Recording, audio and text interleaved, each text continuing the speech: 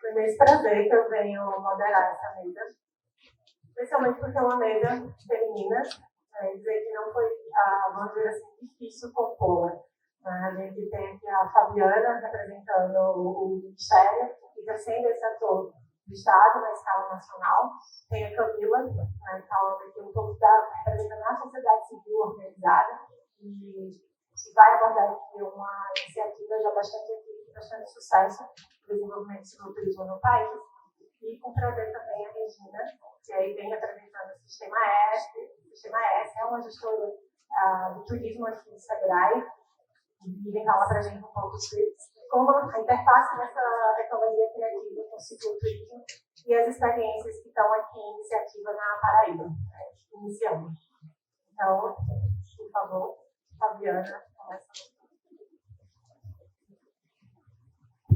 A gente vai fazer uma dinâmica de 15 minutos de fala para cada um, e depois a gente abre o debate para o público.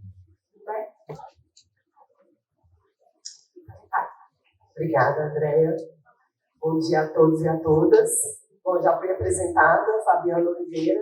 Estou como coordenadora de apoio ao desenvolvimento e comercialização de produtos turísticos do Ministério do Turismo. Como a Glória se falou, aqui nós estamos representados por duas secretarias, das duas únicas secretarias do Ministério do Turismo, ou seja, isso reforça, de fato, a importância que a temática vem tendo no âmbito das políticas públicas na esfera federal, isso não só no turismo, a gente sabe que outros ministérios também, né, Camila? Também gostaria de pontuar essa questão da mesa feminina, né? São mulheres que estão fazendo a diferença no turismo, né? A Regina aqui, quero destacar, que é uma pessoa sensacional que trabalha aqui na pauta da economia criativa, principalmente, né? É nossa interlocutora na rede de inteligência mercadológica do turismo, então a gente tem uma rede também com os representantes das secretarias estaduais de turismo e com os SEBRAES para discutir temas relacionados à promoção turística e inteligência de mercado. A Camila, que é uma fera, que atua aí há muitos anos, né? Exato. Eu ia falar. Muitos anos, né, nessa questão da implementação do Caminho da Fé, que é uma das trilhas de longo curso multimodais que são referência aqui nas nossas apresentações diversas pelo Brasil, né? E a Andréia, que foi muito bem valorizada aqui pelo professor André Piva, que fiquei muito feliz com a sua fala também, André, quando você colocou desse papel, né, da academia, que de fato a academia ela tem que promover o diálogo, questionar, gerar conhecimento, e é isso que vocês estão fazendo aqui, a partir do momento que vocês estão, né, chamando aqui o poder público, o Sistema S, né, que também representa os micro e pequenos empresários e associações, enfim, veja aqui que tem. A maioria são cicloativistas, né, pelo jeito. Então, assim, é um público bem qualificado. Então, ficamos muito felizes aí de estar participando e abrindo, né, esse encontro. Bom, vocês conseguiram colocar minha apresentação? A temática aqui é o ordenamento, cicloturismo criativo e ordenamento territorial, né? Só pegando aí as palavrinhas, são 3 temas diferentes aí que a gente trata no Ministério do Turismo, políticas, né, tratadas no Ministério do Turismo, a partir do cicloturismo, né, que é o desenvolvimento do produto, né, isso é um nicho de mercado importante para o desenvolvimento turístico nacional, a questão da economia criativa, que é outra política pública que vem sendo desenvolvida e fortalecida no âmbito do Ministério do Turismo, e a questão do ordenamento territorial, né, que ontem, eu anotei aqui porque eu não sei de cor ainda, mas ontem a gente publicou a nova edição do Mapa do Turismo Brasileiro, né, e aí com 2.477 municípios presentes nesse mapa, 335 regiões turísticas. Então, o planejamento, né, o ordenamento territorial do turismo ele é tratado a partir desse recorte territorial que a gente desenvolve em parceria com os estados. Então, são 3 temáticas aí distintas. No meu caso, eu vou focar na questão do cicloturismo. E para isso eu trouxe aqui o conceito... Eu vou pegar aqui, né? Para isso eu trouxe aqui o conceito do que a gente... É assim, né? A gente está tentando apontar para o slide, mas não.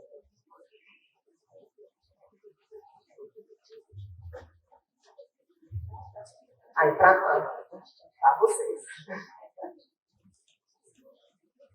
Então, só para fins de delimitação, né, conceitual, o que a gente entende como cicloturismo, e para isso, né, a partir de qual recorte a gente está direcionando as políticas públicas relacionadas ao Ministério do Turismo.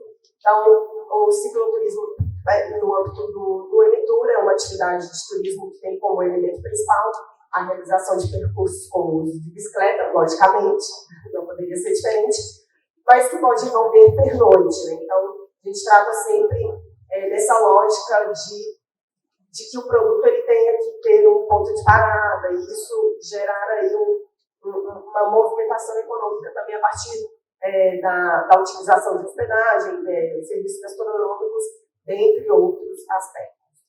Olha isso. E de onde... Ainda estou apanhando um pouco aqui. Confesso. Eu falo, tá? Porque, de fato. Bom, e esse tema começou a surgir, de fato, ter uma maior visibilidade no âmbito das políticas públicas federais a partir da pandemia, né, que o isolamento ele trouxe, de fato, um aumento exponencial das rotas de cicloturismo no Brasil. Eu lembro muito bem a gente ali no Ministério, vendo reportagens e tal, era quase que diariamente que a gente via, nós víamos que rotas de cicloturismo, uma rota do São Paulo, Rio, Paraíba, enfim, todo o Brasil quase recorrentemente, de fato, a gente vê nesse movimento de criação de novas rotas relacionadas ao cicloturismo. Então, a gente pegando aí um pouco, né, dessa pegada das tendências de mercado, 2022, em pesquisas que a gente fez, né, dos principais meios de comunicação que trabalham com as tendências de turismo, a Booking, enfim, revelaram, né, que esse segmento, esse nicho de mercado de fato estava em alta. A gente começou a pensar, olha, então tá, a gente tem que fazer alguma coisa direcionada para esse segmento, né? Então, em 2003 isso veio de novo, reforçado nas tendências, aí mais repaginado, né, a questão do slow travel, né, as pessoas estão interessadas em recarregar as energias, né, sair um pouco dessa aceleração do dia a dia e acelerar, né, em outros roteiros, né, aí no caso o cicloturismo também se encaixaria e as trilhas de longo curso. Bom, outra coisa que eu queria falar também, professor, é que esse trabalho, né, que vem sendo desenvolvido pela Andréia, ele está totalmente alinhado também com o movimento nacional que veio sendo desenvolvido, que veio sendo desenvolvido principalmente por voluntários, né, que é importantíssima essa questão também, e pela sociedade civil, que culminou em 2018 com uma política pública instituída no âmbito do governo federal, que foi a Rede Nacional de Trilhas de Longo Curso e Conectividade. Então, já existe um movimento nacional nessa direção e que aí as políticas públicas elas aproveitaram esse momento, né, da pandemia, da busca por espaços, destinos de turismo de natureza e opa, então tá, vamos começar a trabalhar de fato o cicloturismo como um segmento diferenciado no âmbito das políticas públicas. Pode passar, por favor.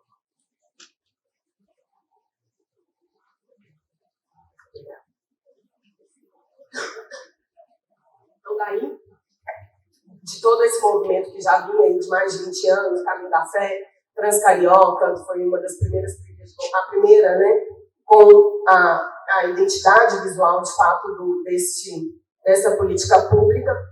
Instituímos, em 2018, a Rede Nacional de Trilhas de Longo Curso e Conectividade, em parceria com o Ministério do Meio Ambiente e do ICMBio, por meio de uma portaria. Então, ela é uma política normatizada e que tem por objetivo identificar e cadastrar todas essas trilhas que já estão sendo desenvolvidas no país, tá?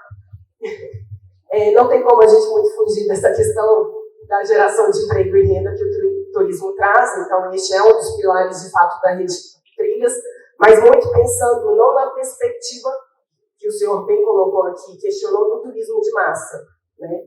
A gente está tratando aqui, de fato, de soluções que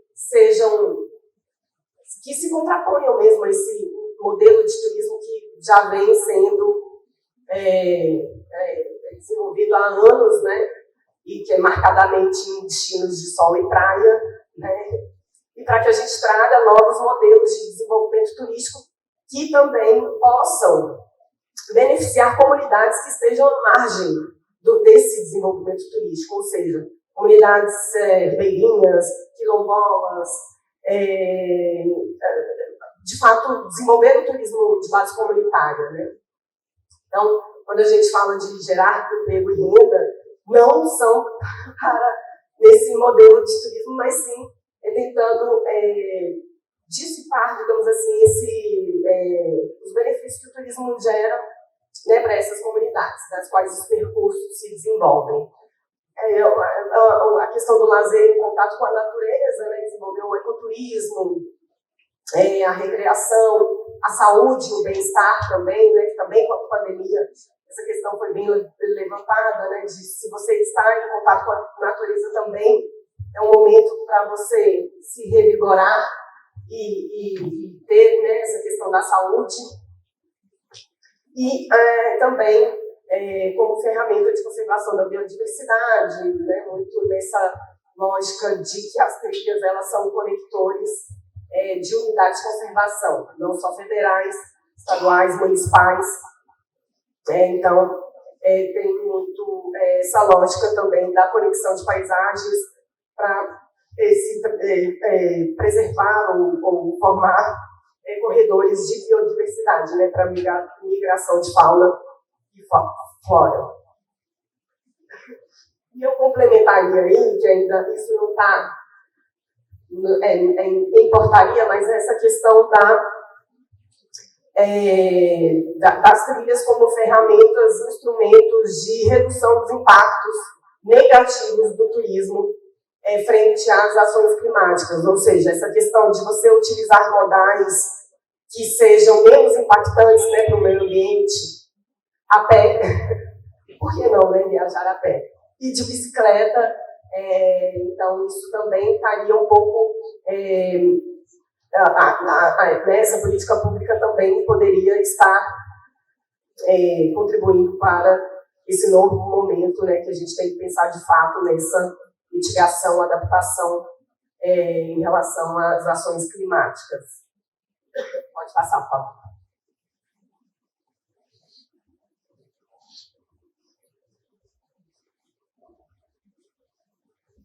Uma coisa que é importante ressaltar também é que essa política ela trabalha com modais de transporte não motorizados, tá? Então, a pé, bicicleta, caiaque, né, atividades aquáticas, cavalgadas, mas não o desenvolvimento das trilhas ela não leva em consideração meios de transporte motorizados, tá? Então, como a gente quer se ordenar territorialmente no Brasil, no âmbito dessa política pública? Se formar grandes corredores de conservação da biodiversidade, conexão das unidades de conservação brasileiras e de turismo, né? Então, aqui está retratado quais seriam esses corredores, né? A ideia inicial era os principais países que já implementaram as trilhas de longo curso, eles têm trilhas que conectam, que perpassam todo o país, né, a exemplo dos Estados Unidos.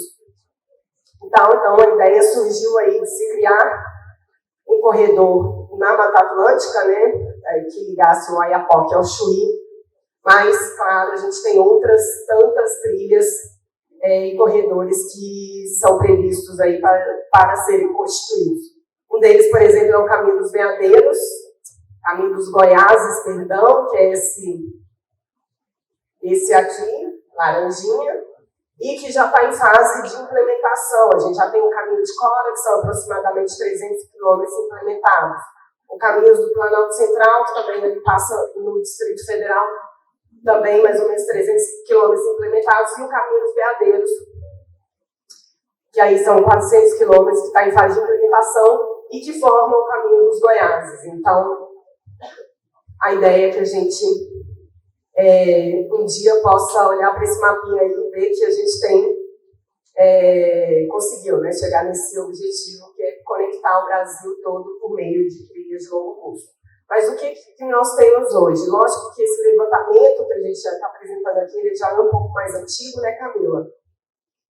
Está sempre em renovação, né? Mas aqui dá para ter visualizar onde está a maior concentração hoje de trilhas no Brasil, né? A gente tem uma concentração maior no sul, sudeste e centro-oeste. Aqui, Paraíba está de parabéns, que a gente já tem uma trilha de longo curso que segue as diretrizes dessa política pública, que aí daqui a pouco eu vou falar, que são a sinalização padrão, tá? São o Caminho das Ararunas, né? Mas é isso, aí a gente está nesse processo também de articulação com estados, mobilização de estados, para a importância de se implementar essas trilhas, a importância dessa política para o desenvolvimento turístico regional. A exemplo da Bahia, por exemplo, a gente está fazendo um trabalho com eles para desenvolver uma trilha aqui no extremo sul da Bahia, e para aí já começar a adentrar aqui a região do Nordeste de fato, né? E poder marcar aí todos os estados do Brasil. Bom, uma das estratégias para a implementação da rede de trilhas e a questão da sinalização padrão, tá? Essa sinalização ela foi desenvolvida à base de muito estudo, benchmarking, de exemplos internacionais mesmo. Então, a gente entendeu que seria necessário a gente ter uma logomarca padrão que identificasse os percursos, né? E, ao mesmo tempo, a gente pudesse utilizar como uma ferramenta de marketing, né? Ou seja, a gente pode trabalhar isso como um produto Trilhas do Brasil, né? Então, a gente tem as trilhas do Brasil seguindo uma mesma identidade, porém, cada uma com sua identidade própria, a partir daqueles elementos que são mais atributos, né, que são mais fortes ali naquela determinada trilha. Por exemplo, cito a questão do Caminho dos Veadeiros também, que é um veado na pegada, né, que é um símbolo da região da Chapada dos Veadeiros, e como várias outras também. Então, essa sinalização é disciplinada. Temos um manual que traça as diretrizes, né, de como fazer no sentido norte, sul e tal. Outra diretriz também que foi criada para orientar, né, municípios e estados em relação a como desenvolver, como transformar as trilhas em produtos turísticos. Esse manual que nós publicamos no âmbito do Ministério, em parceria com a Associação Brasileira de Trilhas, Ministério do Meio Ambiente, Embratur, ICMBio, construído a várias mãos, para, de fato, trazer aí as principais informações para que esse produto possa se desenvolver. E aí destaco algumas delas, que é a questão da governança, né? Então, esse produto ele deve desde da sua concepção, já se pensar aí né, em uma forma de se... Isso a Camila pode falar melhor, né, Camila? Esse já não é tão a minha expertise, mas né, de se ter já uma estrutura de governança capaz de captar recursos, de gerir, de fato, aquela trilha, para que tenha recursos para manutenção, enfim, para promoção, para todas as questões que são inerentes, né, ao desenvolvimento desse produto. A questão da sinalização, trata também de como se identificar, mapear os serviços, né, de apoio ao turista que são necessários para o desenvolvimento desse produto, a questão da produção associada, entre outros aspectos.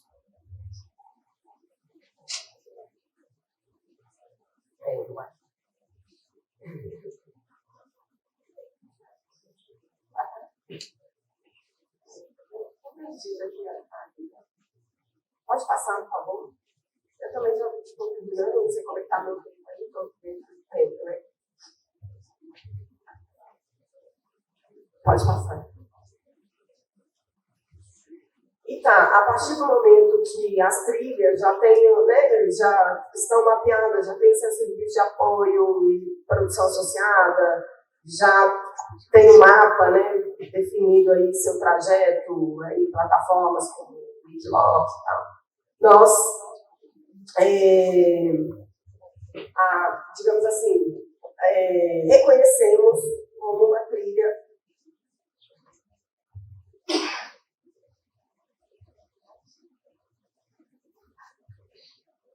Pode passar? Aí o governo federal, aí nós do Ministério do Turismo, Ministério do Meio Ambiente e ICMBio, nós temos um normativo, que é a Portaria 500 de 2020, que define quais são os critérios para que essas trilhas que já existem no Brasil façam parte da Rede Nacional de Trilhas de Longo Curso e Conectividade. Para quê? Para que elas possam ter acesso diferenciado a recursos, de repente, para sinalização, os próprios estudos previstos no âmbito do Ministério do Turismo levarão em conta as trilhas que já estão cadastradas na Rede Trilhas. O Ministério do Turismo, em suas ações de apoio à comercialização em feiras, né, por exemplo, Mabab, WTM, nós levamos também em consideração as trilhas que estão cadastradas na Rede Trilhas. Então, o cadastramento é importante muito para que se tenha acesso mais rápido às políticas públicas desses ministérios, tá? Então, há um normativo que hoje define, o Caminho das Ararunas já submeteu a documentação para os ministérios, para essa rede, e já está na primeira fase, né, na realidade, a fase de implementação, já está cadastrada, o Caminho da Fé também, e também a gente desenvolveu um material para orientar em relação a esse cadastramento, mas isso é um passo posterior aí desse que a gente está tratando aqui, que é de fato o ordenamento, né, da trilha. E aqui só para trazer algumas informações também, em breve a gente deve estar trabalhando com um levantamento.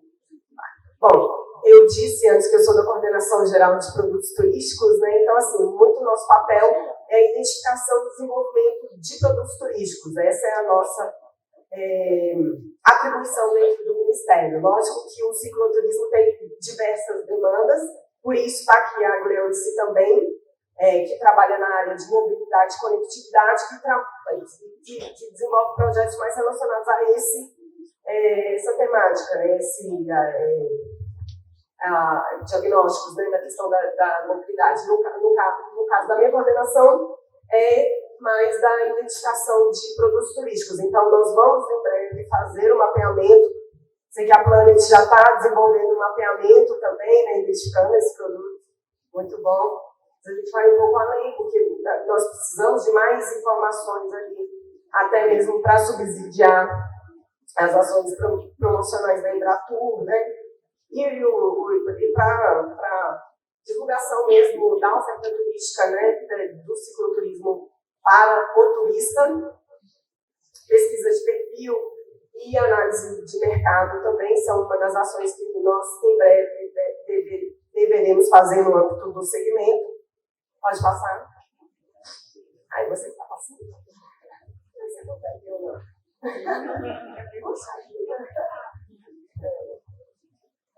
E também vamos publicar no âmbito da rede de inteligência de mercado um boletim de inteligência sobre as trilhas do Brasil. Já estamos na fase de diagramação, revisão das informações. No boletim constarão cerca de 20 trilhas de cicloturismo que estão adequadas à política pública das trilhas de longo curso, ou seja, que são rotas que são sinalizadas com a sinalização padrão. Outra questão também que a gente levou em consideração é que fossem trilhas que já têm uma presença digital, ou seja, que possam ser acessadas pelo turista, né, para mais informações e tal, e não são trilhas que ainda estão em processo de estruturação. É um pouco que está pronto para o mercado, porque esse também é um documento que a gente utiliza até mesmo para apresentação, né, para as operadoras, enfim, para o mercado turístico como um todo, como os produtos que nós indicamos, né, que sejam promovidos nacionalmente. E, por fim, também em parceria com a Aliança Bike, com a Rede Brasileira de Trilhas e o Ministério do Meio Ambiente, nós estamos começando as discussões para desenvolver as diretrizes para a sinalização de rotas de cicloturismo do Brasil, entendendo que a sinalização padrão de trilhas ela não é suficiente para as especificidades do cicloturismo, né, em relação a grau de severidade, de quilometragem, enfim, outras informações. Então, identificando essa falha, também, em breve, até o final do ano, deveremos estar com esse documento aí sendo entregue para as rotas aí, enfim, para a sociedade em geral. E, por fim, e você também deve falar sobre isso, né, Carolina? Então, não vamos estender muito, só convidar a todos para o 2º Congresso Brasileiro de Trilhas, que vários outros temas relacionados ao cicloturismo serão tratados, né? Tem várias mesas aí no Congresso, né, Camila, que são dedicadas a esse tema. E Niterói também acho que vai trazer surpresas aí em relação a novas rotas, né, que estão sendo desenvolvidas na cidade em relação a esse nicho de mercado, que vai ser realizado de 20 a 24 de setembro na cidade de Niterói. Então, vai ser um momento aí para a gente juntar de novo e debater mais ainda em relação à temática. Bom, aqui só para concluir, viu, Regina, esse slide eu trouxe por sua conta. Eu não sou a expert, eu não tenho trabalho tanto com a questão da economia criativa no Ministério, meu tema é turismo de natureza, essas pautas mais relacionadas às trilhas, enfim, cicloturismo, mas lá dentro do Ministério nós também desenvolvemos a política pública, né, do turismo criativo. Nossa intenção é criar uma rede também, que é a Rede Brasileira de Cidades Criativas.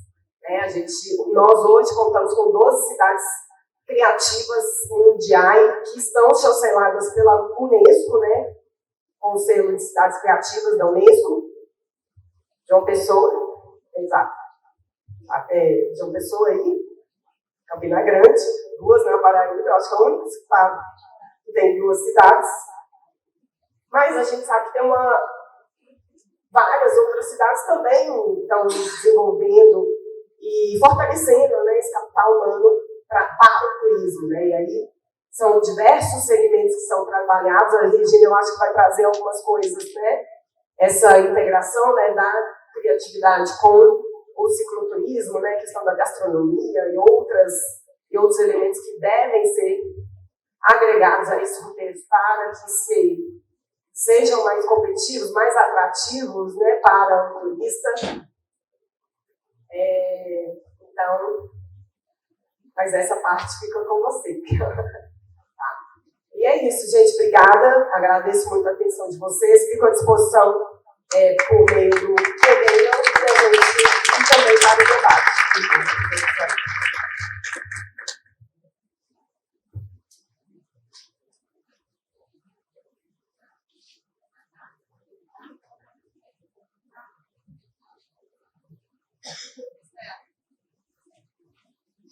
Tá ligado? Você coloca para mim? Bom dia a todos. Primeiro eu quero agradecer ao Luiz, meu parceiraço, amigo e parceiro de trabalho, pelo convite de poder estar aqui. A gente já participou, né, de outro EDESC de outra maneira, participando das pesquisas. Meu nome é Camila, para quem não me conhece. Eu estou gestora do Caminho da Fé, que é uma trilha de peregrinação no estado de São Paulo e Minas Gerais, que já tem 20 anos. Eu estou à frente da instituição já faz 8 anos. Recentemente fui eleita secretária-geral da Rede Brasileira de Trilhas, né, na instância da sociedade civil. Então, a gente aqui está todo mundo em casa, né? A gente fala muito disso. E eu vim apresentar para vocês essa perspectiva do cicloturismo criativo e ordenamento territorial por um outro prisma. Né, a Fabiana pôde falar um pouquinho sobre esses aspectos gerais, muito na esfera e pela visão das políticas públicas e pelo desenvolvimento na instância federal. E eu vou levar a gente para o território, porque é onde...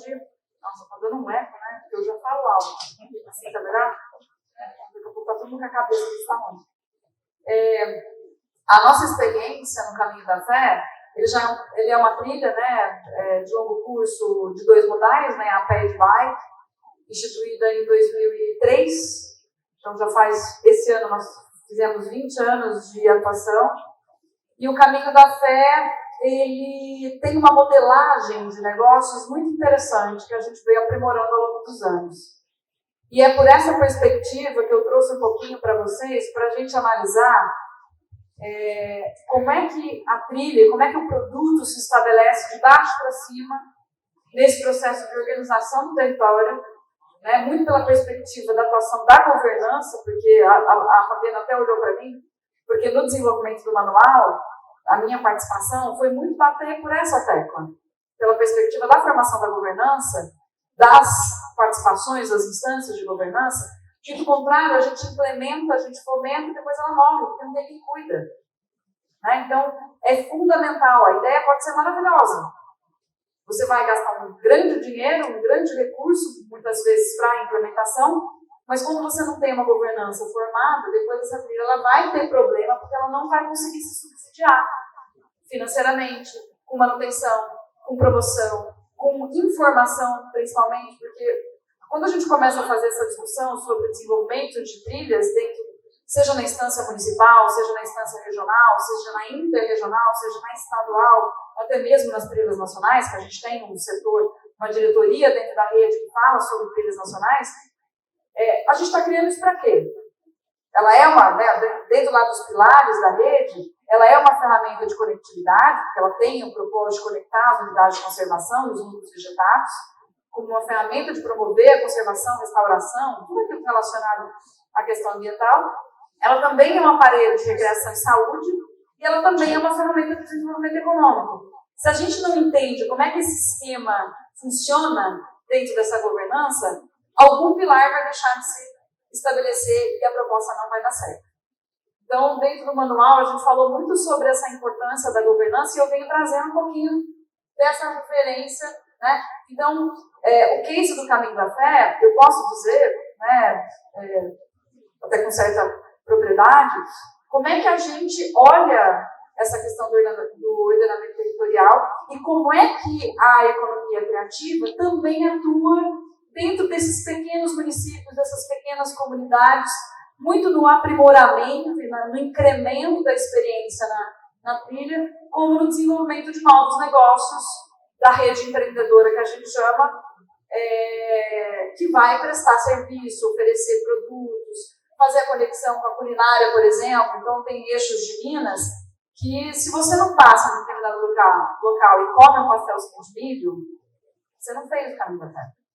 Porque alguém na rede social vai te perguntar, você experimentou primeiro o macarrão da Dona Natalina, né? Que ela fica num ponto estratégico, quem não passa ali 10 horas da manhã e come um prato de macarrão com frango, também não fez. E aí você vai tendo todas as experiências, e as experiências elas vão se... Porque o cara tá andando desde as 4h30, 10 horas da manhã ele quer almoçar. Né? Então, a gente começa a perceber que esse movimento, mesmo que não fomentado diretamente, ele surge por todas essas relações construídas. Seja pela relação do consumidor, né, do peregrino, no nosso caso, ou do ciclo viajante com a comunidade, ou através da política pública, da iniciativa das administrações.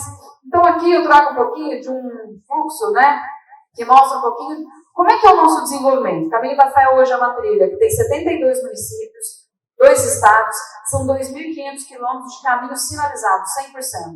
A gente não implementa, não traz para dentro nenhum pedaço, nenhum quilômetro de espaço que não esteja devidamente sinalizado e que a gente tenha informação para dar sobre aquele pedaço do território.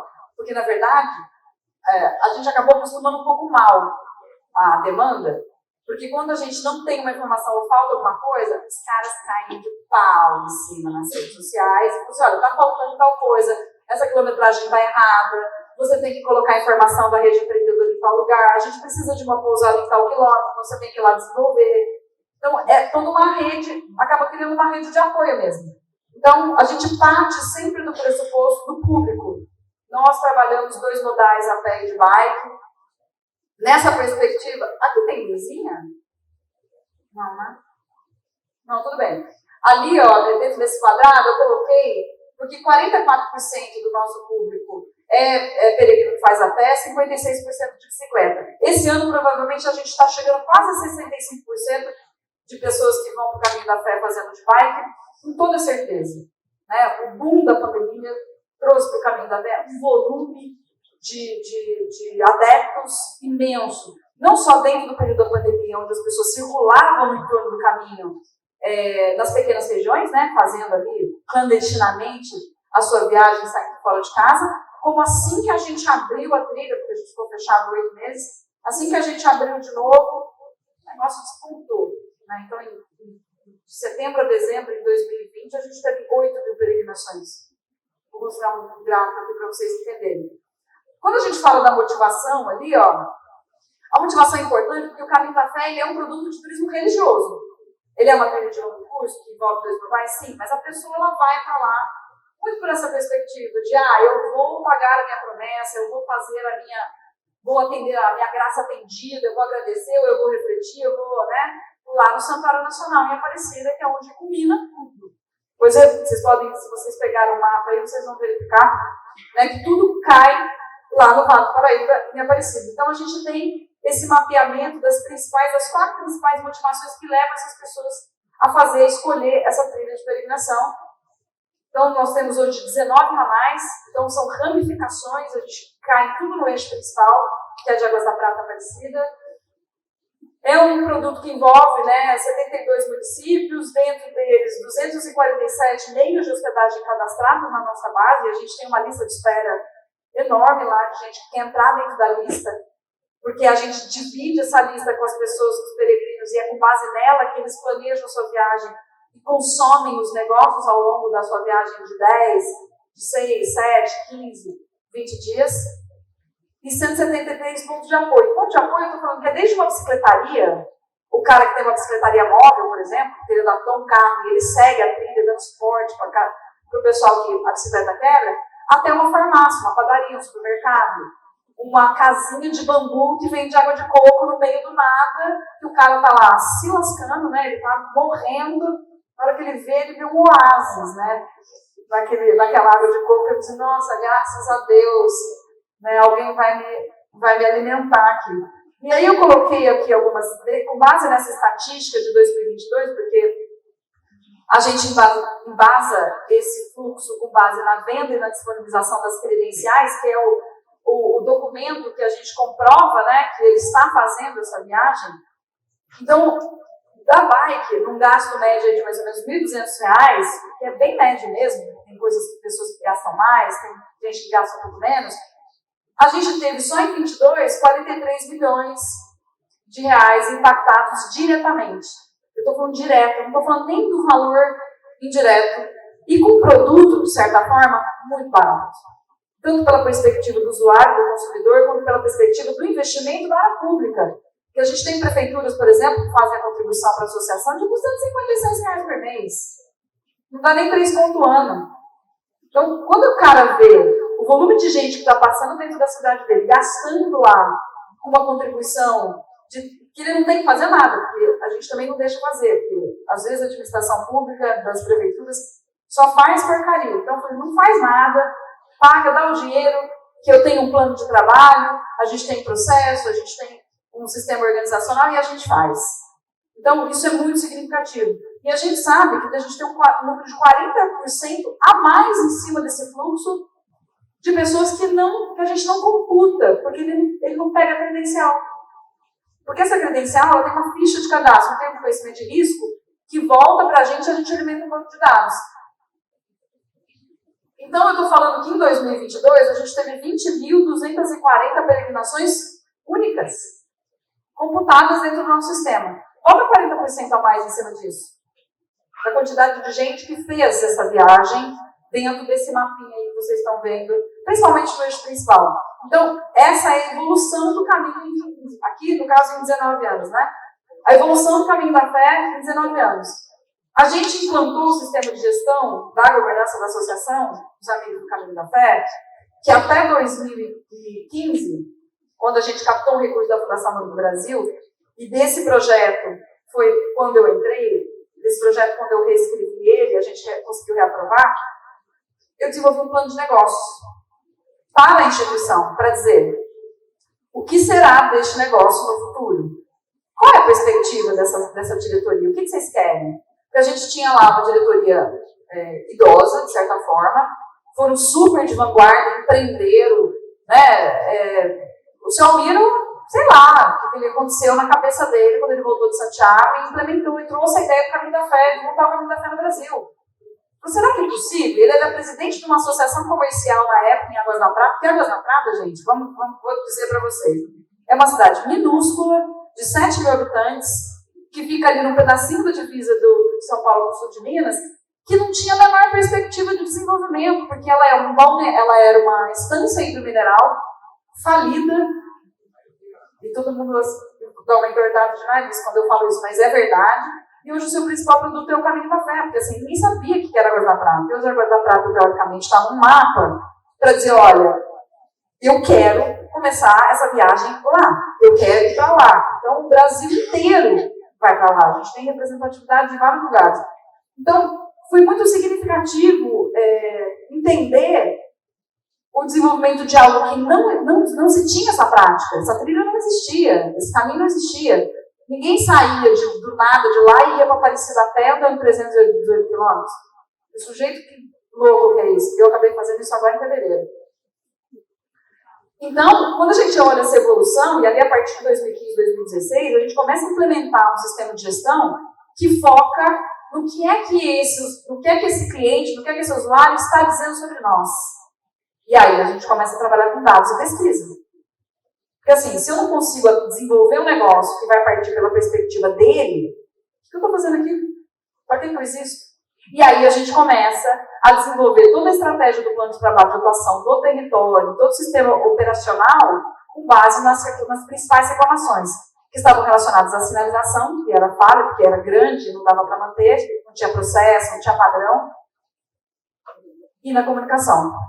Comunicação rápida, informação com eficiência, canais de comunicação. Pra vocês terem uma ideia, até ali em 2016 a gente tinha um site em Flash. Não tinha rede social, não tinha sistema de comunicação, não tinha script de atendimento. E aí eu, como uma boa virginiana, cartesiana pra caramba, montei tudo e falei, bom, agora a gente começa a trabalhar, e aí a gente começa a perceber um resultado. Por quê? Porque estamos ali trabalhando para atender esse cara que enxerga nesse produto uma viagem segura para fazer. Aqui um pouquinho da nossa base de dados, 81 mil peregrinos até agora cadastrados no nosso sistema. A gente tem ali, né, Olha lá, os 44.800 de bike, 35.200 a pé. Aqui um pouquinho que mostra o crescimento da rede empreendedora. Por que é importante entender isso daqui? Porque à medida que a demanda cresce, a oferta também cresce. Então, tá vendo? Olha o crescimento. A gente está aí com 20 mil peregrinações e a gente tem na base de cadastro mais de 470 empreendimentos oferecendo produtos e serviços para essas pessoas. E à medida que essas cidades, essas comunidades, esses mercados, eles percebem o aumento da demanda, vai pipocando o negocinho. Lanchonete, padaria, secretaria, massagista. Nossa, o que tem de massagista prestando serviço? Tem pilhas e pilhas de cartão nas pousadas. Por quê? Porque o cara chega quebrado. Ele está com a panturrilha travada, dura. E ele precisa de ajuda. Então, essas pessoas que elas fazem, vamos lá amassar a galera. Né? Então, isso vai crescendo de uma maneira muito significativa. Ali, meio de hospedagem aumentou. Azulzinho, ponto de apoio, vermelhinho. Então, para que tudo isso funcione, é fundamental que a gente tenha um sistema que vai coordenar essa engrenagem, onde cada um vai ter o seu papel. O poder público tem o seu papel, o mercado tem o seu papel, a sociedade civil organizada por meio dessa instituição tem o seu papel, o prestador de serviço. E a gente vai o quê? Criando um mecanismo de melhorar toda a prestação de serviço e todo o sistema de funcionamento disso pela perspectiva sempre do usuário. E é aí que a gente entra no processo de pesquisa sobre ele. Se eu não sei quem ele é, como é que eu organizo esse negócio? Né? Então, a gente faz pesquisa constante, principalmente de NPS, para entender o nível de satisfação dele sobre a perspectiva. E aí, o que a gente teve? Fiz uma pesquisa ano passado, ela ficou 4, 5 meses aberta. Isso daqui a gente vai ter vários desdobramentos dessa pesquisa, como o Caminho da Fé, como um campo bom para a coleta de dados, porque o volume de ciclistas é muito grande, a gente começa a entender qual que é a necessidade dele, desenvolver articulações, negócios em cima disso. Então, a gente começa a ter o quê? Avaliação positiva. Então, avaliação do site, 84% de avaliação positiva pela comunicação, 82% de avaliação, 85% de avaliação positiva de atendimento, sobre a perspectiva de atendimento, 90% de avaliação positiva sobre a sinalização. Mas tem aplicativo? Não tem. Mas tem mapeamento do estado? Tem um monte. A gente disponibiliza? Não. Porque uma das coisas que a gente promove é a viagem autoguiada, ou seja, para de olhar para uma tela. Olha o que você está vendo no território. E a sinalização perfeita não deixa o cara errar. Ele não erra. E ele consegue fazer o quê? Ele olha a paisagem, ele está vendo o que está no entorno dele. Ele está vivendo exatamente a experiência do que ficar preocupado com aquilo que está no aplicativo. Então, todo mundo me pergunta, mas por que vocês não têm? Não temos por enquanto. Não tem a necessidade, porque todo o trabalho que a gente desenvolve é para que no solo ele tenha uma experiência positiva.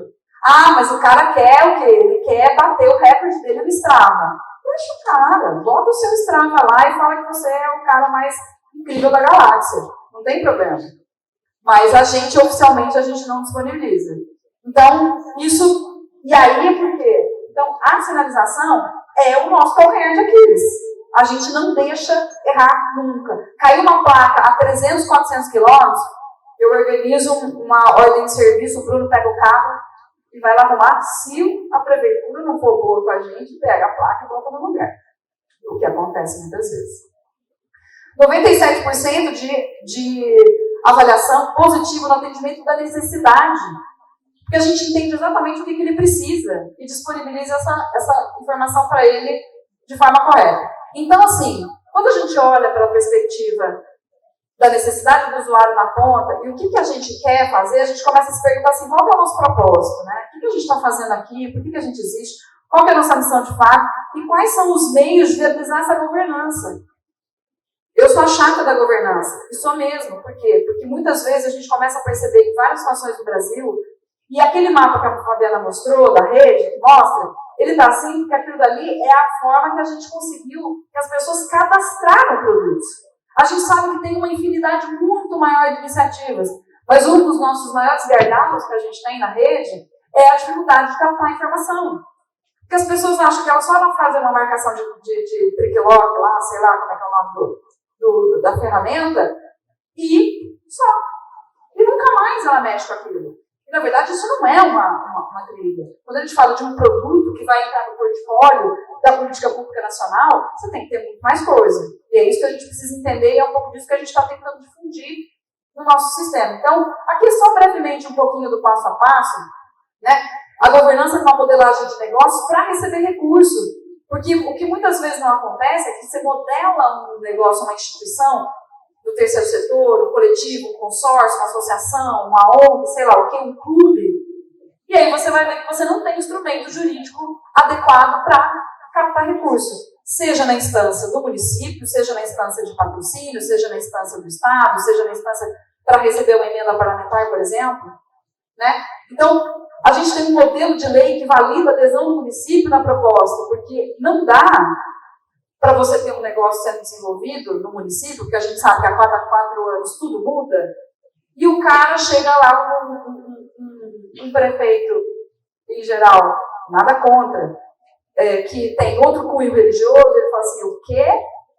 Esse negócio aí que tem lá aquela santa, eu falei, não quero, pode desmontar, pode. Então, quando a gente não torna isso uma política pública, a gente fica vulnerável. Então, hoje, todos os municípios, dos 72 municípios do Caminho da Fé, tem lei municipal com dotação orçamentária definida, que é o que dá para a gente a brecha para dialogar com o executivo com base na lei 13.019, que é uma lei federal que vai estabelecer a relação entre a instância pública com a instância do terceiro setor. E ali é que a gente vai desenvolver o nosso plano de trabalho. Essa parte é chata, é burocrática, mas é como se a gente consegue visualizar o caminho que a gente faz para conseguir fazer com que a gente tenha eficácia na ponta. O desenvolvimento do traçado e aí posteriormente a sinalização, e nesse caso essa ordem não precisa ser assim, porque muitas vezes você tem uma trilha sinalizada no território, você tem toda uma articulação voluntária, mas você ainda não tem a governança formada. Né? Eu sigo uma determinada ordem, ao longo desse tempo a gente vem aprimorando e que funciona. A validação das leis, né, para repasse do recurso, o atendimento da 13.019, e a definição do formato do escopo do plano de trabalho e aplicação do recurso. Porque uma vez que você vai pedir dinheiro público, seja em qualquer instância for, você tem que falar para que você vai usar esse dinheiro. Onde você vai usar esse dinheiro? Como você vai usar esse dinheiro? Como é que você presta conta desse dinheiro? Então, às vezes, não é que é falta de recurso, é falta de saber pedir o dinheiro, é saber o canal onde está o dinheiro e qual que é a necessidade daquele órgão que vai te dar o dinheiro. Né? Então, aqui um pouquinho da nossa visão estratégica, né? Porque a gente começou a perceber o quê? O caminho precisa evoluir estrategicamente, a gente vem pensando muito no desenvolvimento, né, dos ODS e quais são os objetivos, e eu venho discutindo isso com as prefeituras, quais são os objetivos que a gente, enquanto produto, pode promover ações locais. Então, eu vou passar aqui, não vou me estender muito, falando um pouquinho dos serviços, né, de como é que funciona a nossa estrutura, né, tanto no âmbito do território, quanto no âmbito do território expandido, os públicos, os objetivos estratégicos, né, de manter e promover a trilha de novo curso denominada Caminho da Fé, promover e incentivar a participação, criação e desenvolvimento, ereção de projetos regionais, culturais, porque a gente se envolve em várias ações. Não só aquelas diretamente relacionadas, mas todas aquelas que possam complementar a atividade. Já estou terminando, Luiz, para de olhar para mim. Aqui a gente tem, né, um pouquinho da visão estratégica de como é que a gente parte, de quais são os pilares que a gente parte, né, a sustentabilidade, a gestão, a educação e a segmentação de cliente. Então, tudo que a gente faz tem que ter como pilar os processos de capacitação, qualificação, orientação e instrução. Né? Porque senão, não funciona o negócio. Um pouquinho do que é a associação, né? A Associação dos Amigos do Caminho da Fé, uma sociedade privada, de natureza privada, sem fins lucrativos, de direito público, com autonomia administrativa. Assim, parece coisa do outro mundo, mas eu vou te falar, é uma maravilha trabalhar.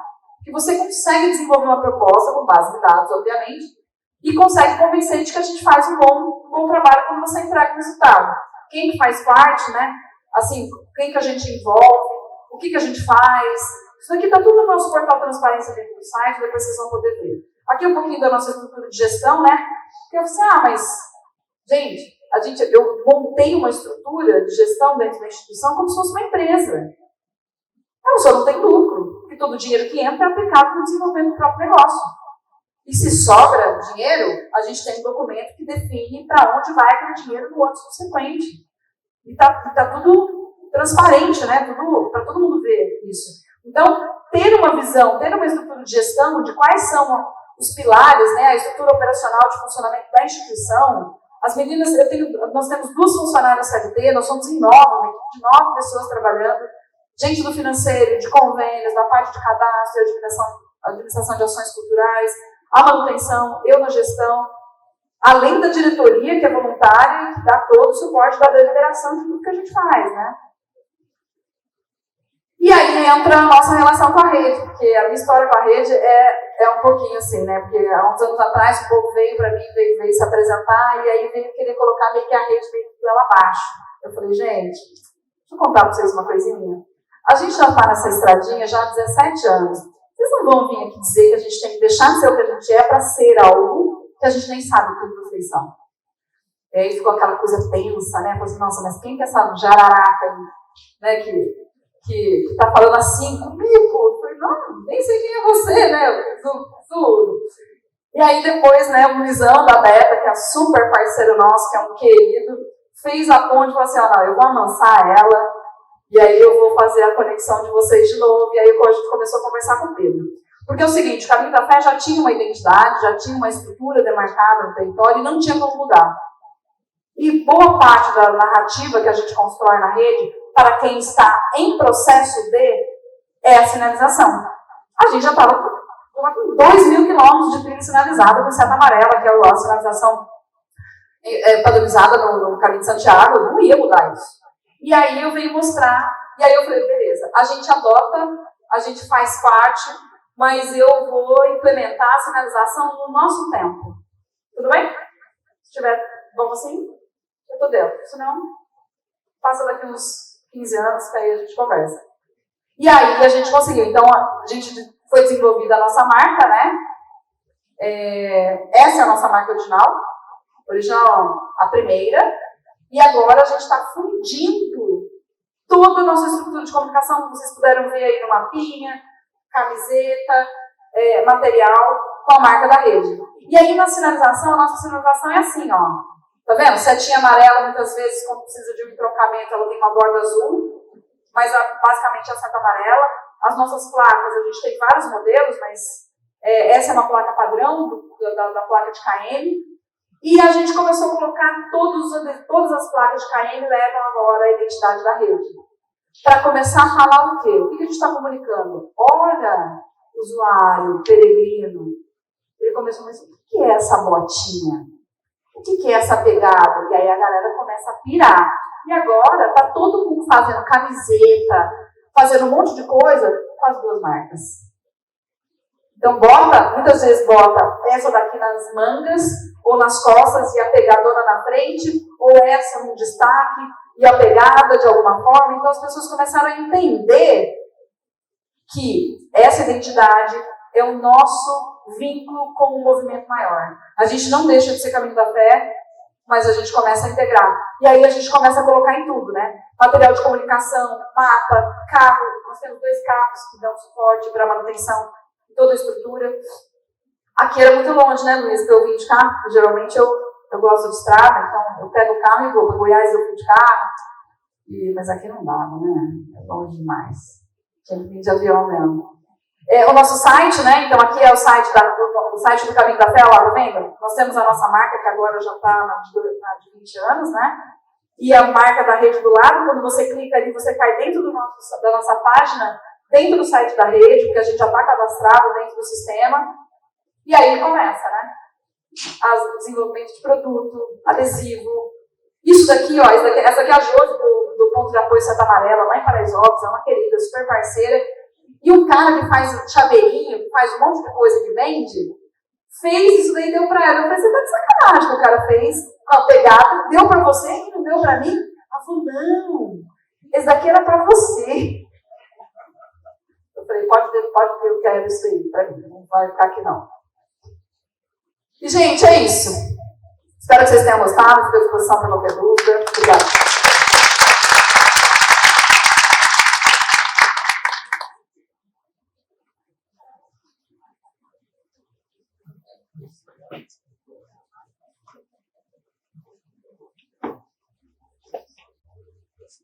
Pode passar.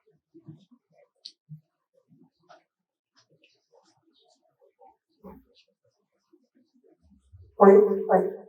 Passar a fala para a Regina Morim, que é do Sebrae, mas eu queria fazer o registro aqui de 3 instituições importantes para esse debate. O registro do Sindicato do Guias de Turismo da Paraíba, na pessoa de Zé Carlos, o registro que a Secretaria de Turismo do Estado está presente com o Heitor, e o que me deixa muito feliz também é o registro dos gestores da Rota Vale do Gramame, o Ivanildo e o Tiago, que estão aqui presentes. Oi, pessoal, bom dia. Fico feliz de estar aqui com todos vocês. Fabiana, Cleurice, Ministério do Turismo, Camila, que mostrou para a gente o que é produto turístico bem estruturado, com inteligência de mercado, com planejamento. Então, fiquei sonhando com tudo isso, para a gente ver aqui na nossa Paraíba. Já tem muita coisa, mas vamos respeitar. Caminhos da Fé é exemplo nacional, né? E a gente vai chegar lá. Queria saudar também o Zé Carlos, do Sindicato dos Guias de Turismo. Veja como é o interesse hoje do sindicato quando tem um presidente, né, que está junto, está buscando informação, conhecimento e tem proatividade para fazer as coisas acontecerem. Parabéns por estar aqui, Zé Carlos. Queria saudar também o Marco Túlio, que faz anos que não vejo, e hoje eu tive o prazer de tê-lo aqui, um ciclista que faz cicloturismo, não só na Paraíba, mas no Brasil e no mundo. Esse homem deveria estar sendo patrocinado pelos governos municipal, federal e estadual, porque ele efetivamente, onde ele passa, ele vem da Paraíba. E além de colocar, né, a qualidade de vida, trabalhar o turismo com outra pegada de singularidade, a simplicidade é a mais sofisticada das atitudes, a identidade cultural. Então, tudo isso ele leva na bagagem dele, mas ele também volta muito rico de conhecimento e de parceria e relacionamentos com o mundo. Eu vou fazer uma síntese, eu não vou falar mais do que 15 minutos, porque eu acho que a fala do ordenamento territorial que veio do Ministério do Turismo com política pública, o case de sucesso de Santa Fé já nos inspira, né? Mas, dentro do ordenamento territorial, que a Fabiana falou recentemente, né, foi apresentado as 355 regiões turísticas do Brasil, do mapa da regionalização. Dessas 355, a Paraíba tem 12 regiões turísticas. E Fabiana e Cleurice, não sei se vocês sabem, mas a Expo Turismo Paraíba, ela é estruturada contemplando as 12 regiões turísticas da Paraíba. Porque nada adianta você ter as regiões turísticas e a população, o turista, a operadora, o guia de turismo nem se lembrar. Isso foi uma percepção que eu tive comigo mesmo. Eu digo, eu trabalho com turismo e eu não sei decorado, memorizado as 12 regiões turísticas. É porque elas só estão no papel. Elas não estão no dia a dia da gente. E uma feira de promoção do turismo da Paraíba, ela precisa contemplar as 12 regiões turísticas. Sem contar que o ano passado que rolou de integração, relacionamento, conexão, até porque dentro de cada região a gente não coloca divisórias laterais. Então, vamos supor que tem 3 estandes, São 3 municípios que estão se conectando, se relacionando sem ter separação de territórios pequenininhos, né? Então, eu acho que isso é um exemplo para o Brasil e para outras regiões turísticas. Caminhos da Fé com 2 modais. Que bom que estamos acertando, né, Kleber? Um consultor ali, aventureiro também, que trabalha com o SEBRAE, com outras entidades, com outras prefeituras. E o Kleber foi quem, no final do ano passado, sinalizou toda a rota não, contemplando 4 municípios, a rota de cicloturismo Vale dos Sertões. Vale dos Sertões é uma região turística lá, são 3 regiões turísticas no Vale dos Sertões. Quer dizer, por enquanto 2, mas a gente quer que o Vale do Piancó também seja uma região turística pelo pertencimento, pela história, pelo diferencial que aquele povo tem. Então, o plano de negócio é importantíssimo. Eu vou falar um pouquinho da importância do planejamento, né? E no Vale dos Sertões, que eu ainda estou presidente do fórum, mas já dá para mudar agora a diretoria, nós temos 2 rotas. A rota de cicloturismo Vale dos Sertões e a rota gastronômica Vale dos Sertões. Olha que casadinha bacana, que gastronomia também já é da economia criativa. E você viajando de bicicleta, você também precisa comer bem. E a gente não mudou nada da gastronomia do lugar, da culinária regional, mas que você possa ter a segurança alimentar, um bom lugar com uma comida gostosa, né? Enfim. Então, essas imagens que eu trouxe também é do cicloturismo, do ciclista, né? Da comunidade no Vale dos Sertões. Pode passar. Eu gostaria de começar, quem está passando para mim. Pessoal, eu preciso de uma pessoa, porque para ficar me estressando por esse passador não dá não para mim.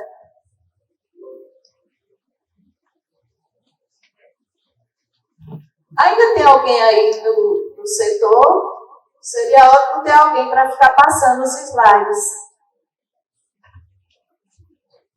Então, os destinos turísticos hoje,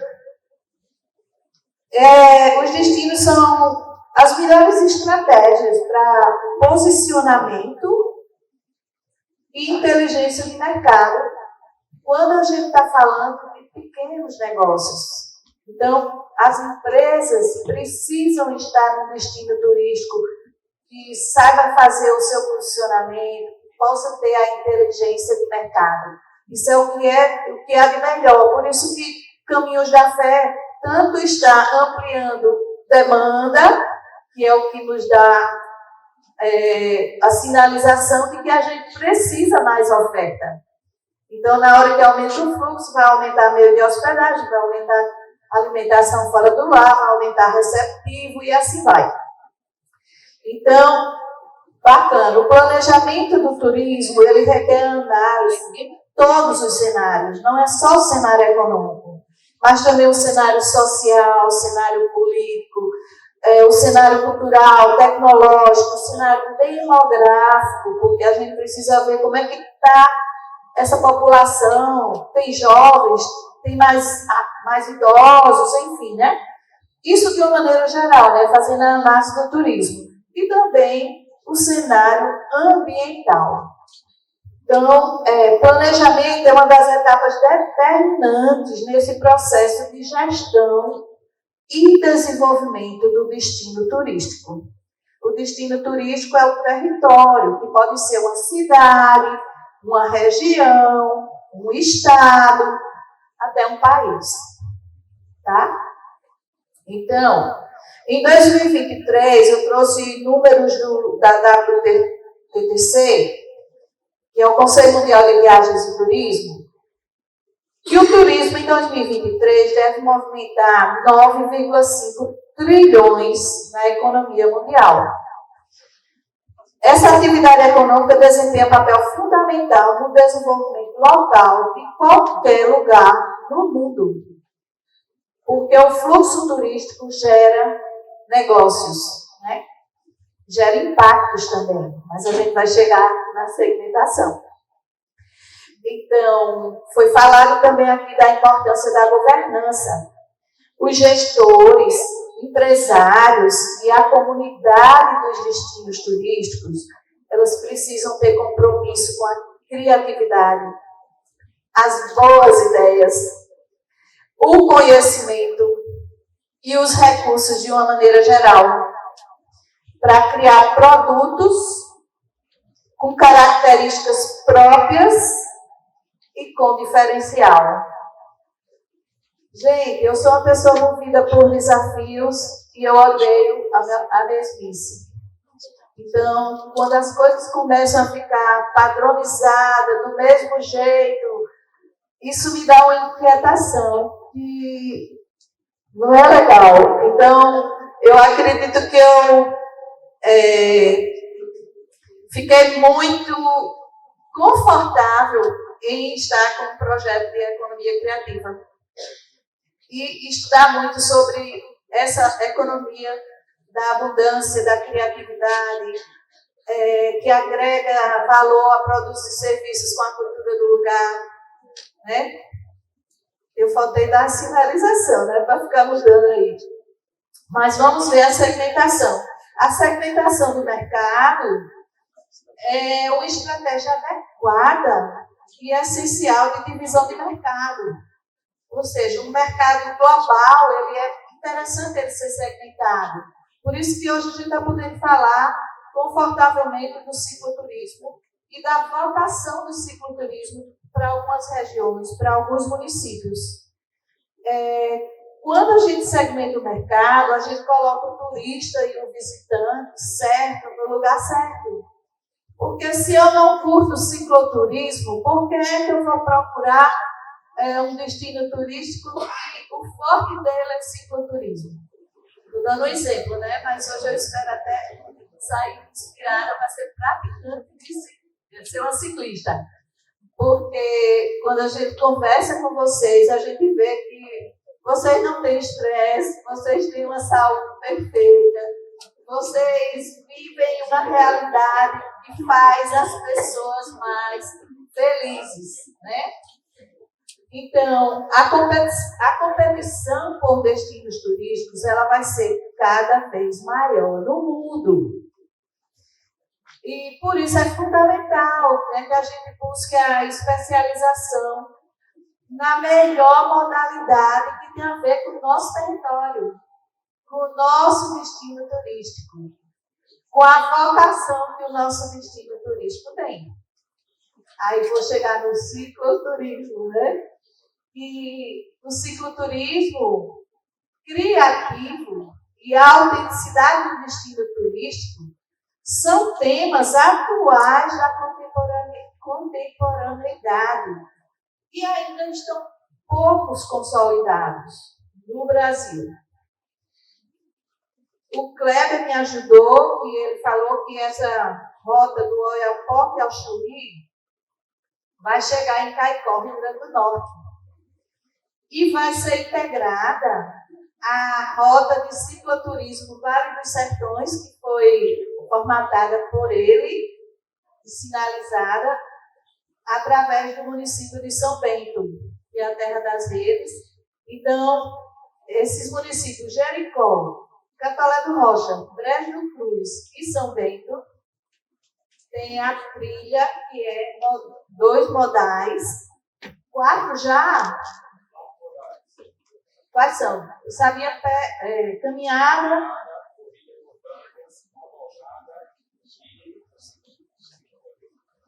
Quatro modais, gente. Claro que não pode misturar tudo de uma vez, né? Mas eu fico pensando, e a gente no asfalto? A gente não vê bicicleta, moto, carro. Então, se cada um de nós respeitar o outro, tudo dá certo. Porque cada um vai ter a sua sinalização, dizendo a sua velocidade, enfim, né? Tudo vai dar certo. Então, eu fico muito feliz com essa informação da Paraíba estar numa rota, numa rede nacional.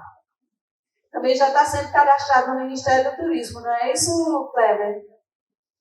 Gente, cada lugar precisa encontrar o seu caminho a partir da sua realidade. O cicloturismo é uma forma diferenciada daí, que vai se consolidando em vários destinos turísticos com nova tendência de consumo. Se é nova tendência de consumo, precisamos ficar de olho, precisamos fazer o nosso dever em casa, que é o planejamento, a qualificação, não só do ciclista, mas também dos empresários, para entender o perfil desse turista ciclista, né? A comunidade também, o bem receber da comunidade e também a qualificação da gestão pública municipal. Quem foi que disse que qualidade de gestão pública não influencia o turismo? Influencia sim. E para isso eu tiro até o chapéu para a Cabedelo, que recentemente contratou o SEBRAE para fazer um curso de excelência no atendimento para os funcionários da Secretaria de Cultura de Cabedelo. Isso é raro, mas é importantíssimo você ter um atendimento bacana numa entidade pública. E não é só para o turista, é também, principalmente, para a comunidade. Pode passar. Então, a gente chega na economia criativa. A economia criativa, aplicada ao turismo, torna-se uma forma de atender melhor as expectativas do atual perfil do consumidor. Que perfil é esse, gente? Depois da pandemia, depois que todo mundo ficou conectado, o perfil do consumidor hoje ele é mais exigente, ele busca experiências autênticas. E diga-se de passagem, a pandemia e o pós-pandemia foi quem mais gerou, né, essas atividades em contato com a natureza. E o cicloturismo ele necessita da criatividade e da sensibilidade para enxergar a cultura do lugar, que é fundamental para o seu posicionamento bem-sucedido na mente do cliente e no mercado, com certeza. Então, não dá para a gente fazer cicloturismo criativo sem agregar valor com a cultura do lugar, sem ser criativo. Então, eu trago até um exemplo de que é possível eu ir para qualquer lugar pequenininho que ainda não tenha um meio de hospedagem em um hotel, mas se eu tiver artistas, se eu tiver ceramista, ciclista, produtor de teatro, de cinema, gente, essas pessoas podem ser preparadas para receber o ciclista, o viajante, né, de bicicleta, na sua casa.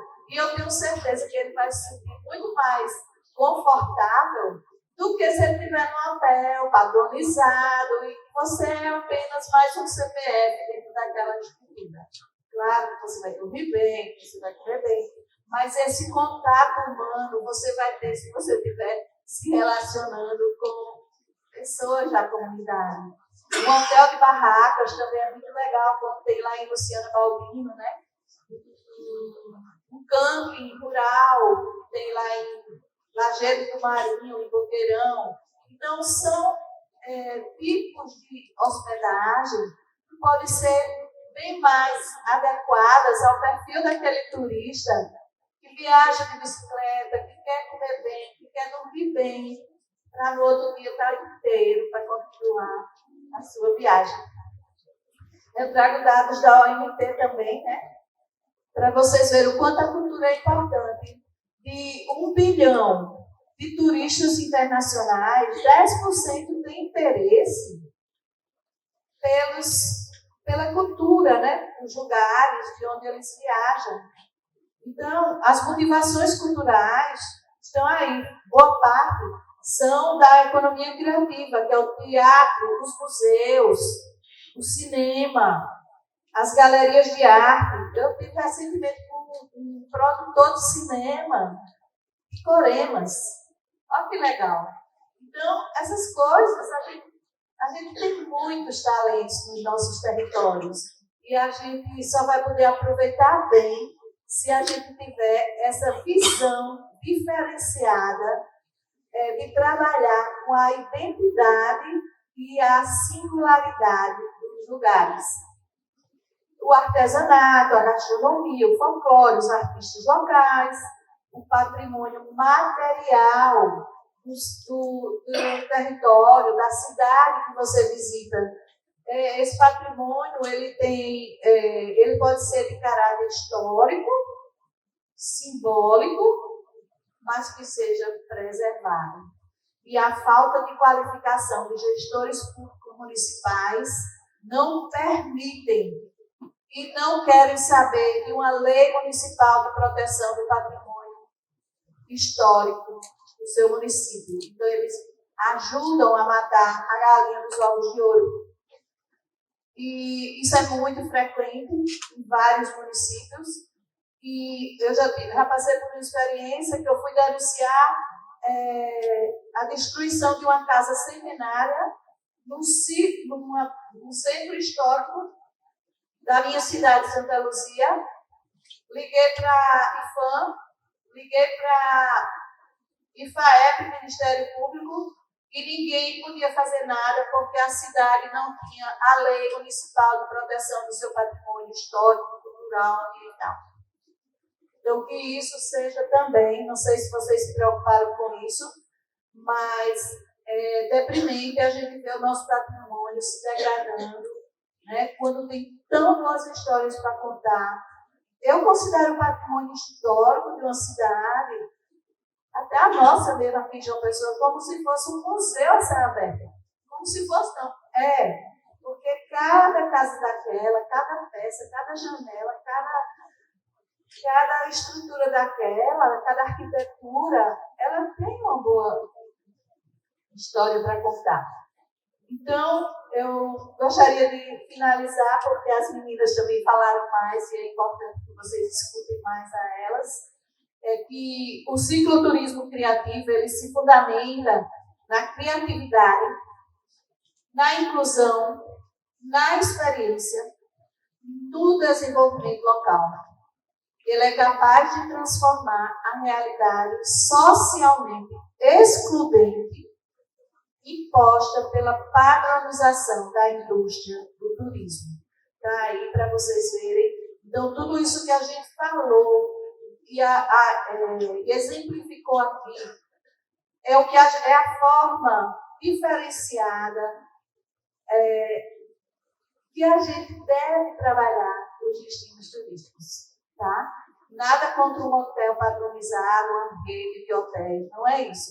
Mas para o cicloturismo, eu acredito que a realidade de cada lugar, de cada território, ela já está praticamente adequada para o turismo de aventura, o desportista, aquela pessoa que curte natureza, né? E que gosta de partilhar das experiências do lugar. Na Paraíba, surpreenda-se com a diversidade de talentos culturais, desde o artesanato, a produção associada ao turismo, a fé, a religiosidade do povo, as universidades e faculdades que nós já temos em várias cidades do interior da Paraíba, a exemplo de UFPB, UFCG, IFPB, né, que tem dado uma contribuição muito bacana na construção de projetos e programas interessantes para o desenvolvimento do turismo e de outras atividades econômicas.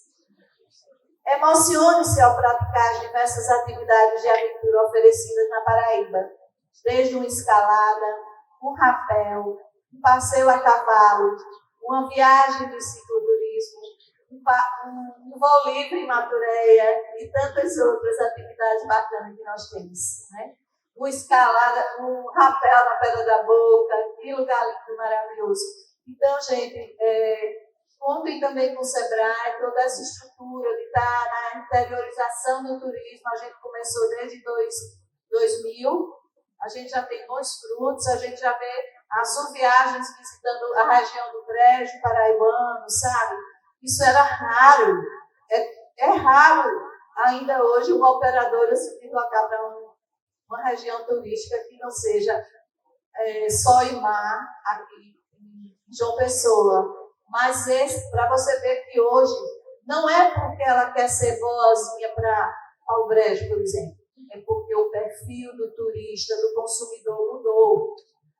E o consumidor não quer nada mais engessado, nem padronizado o suficiente para ele chegar num lugar e dizer, é como shopping, né? Shopping center. Você chega em todos os shopping centers e são todos iguais. Tem a mesma loja. Então, não é bem assim que a gente deveria construir e formatar o turismo nesses destinos turísticos. Então, quanto mais a gente trabalhar nossa autenticidade, nossos valores, nossas boas histórias, nossos talentos, a nossa criatividade, mais a gente vai ter como ampliar essa oferta turística em todos os sentidos. Eu não sei mais trabalhar turismo sem economia criativa, porque para mim foi um divisor de águas. É tanto que o projeto de turismo do Sebrae, que começou em 2020, ele é turismo criativo e colaborativo. Essas duas palavras fazem parte do século XXI. A colaboração, o empreendedorismo colaborativo, fazer juntos, essa é a palavra de ordem. Se a gente quiser estar sintonizado dentro do século XXI, em todos os sentidos. A parceria público-privada também. Então, é isso que eu tinha para colocar para vocês. Parabenizar as nossas painelistas, a nossa coordenadora, Andréa Porto, pelo evento. E certamente à tarde eu também vou estar bebendo desse conhecimento com vocês, porque é muito importante para todos nós. Bom almoço para todos e até às 14 horas. Se cada um da gente mandar uma mensagem para um amigo da gente que não está aqui, nós juntos podemos preencher todo esse auditório e, ao mesmo tempo, a gente deixar mais pessoas preparadas para o propósito que nós queremos, que é um cicloturismo criativo que traga experiências, que fortaleça a governança, né, que tenha inovação, sustentabilidade e acesso ao mercado.